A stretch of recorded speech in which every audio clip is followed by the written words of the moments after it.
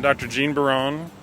I participate in the CARE program, especially the after-hours part, where I take calls from the health aides who receive calls from the dorm or the resident advisor or public safety regarding students who are in trouble. What my job as a public safety officer is I will come in, assess the situation, and administer a breathalyzer test to that student. And if they register over a certain amount, then I will give them or public safety will give them a ride to the hospital, transport to the hospital. The student who is intoxicated, we usually send them over to the CUMC for evaluation. The next morning, after spending the night at our CARE program, I evaluate them again to make sure that they're safe enough to go back to the dorm. I went to CARE when I was a sophomore. It was during Halloween. I blew a .23 and I got sent to CARE with one of my friends. I had a pretty bad experience one night. I actually needed to go to CARE, and it was actually one of the scariest things that's ever happened to me. I hadn't eaten all day, and then I proceeded to drink half a bottle of strong alcohol, and on an empty stomach, obviously, that's never a good idea.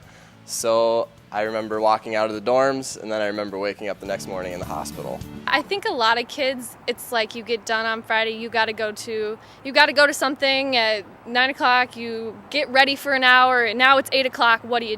You take several shots in a row because you want to get that buzz, you don't want to pay for alcohol anywhere. They end up paying the price in the end because they take so much so quickly.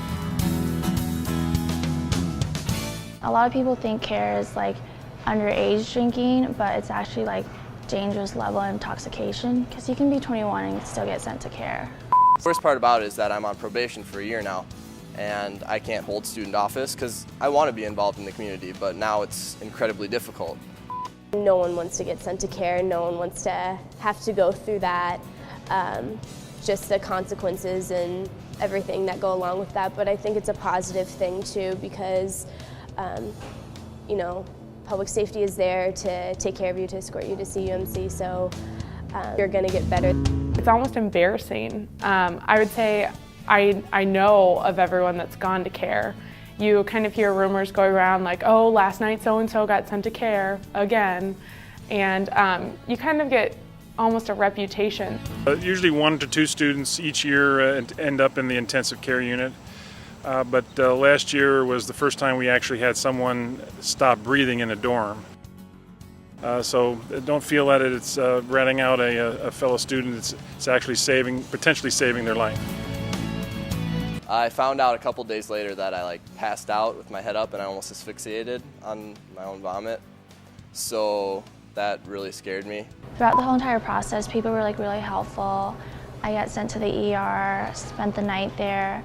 And then within the next day, I got a letter from Student Integrity.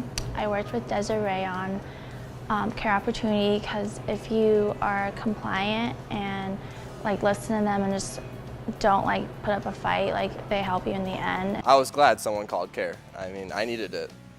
I really did. I could not be here right now. I mean, that's a possibility. I mean, I couldn't take care of myself. I couldn't even say my own name.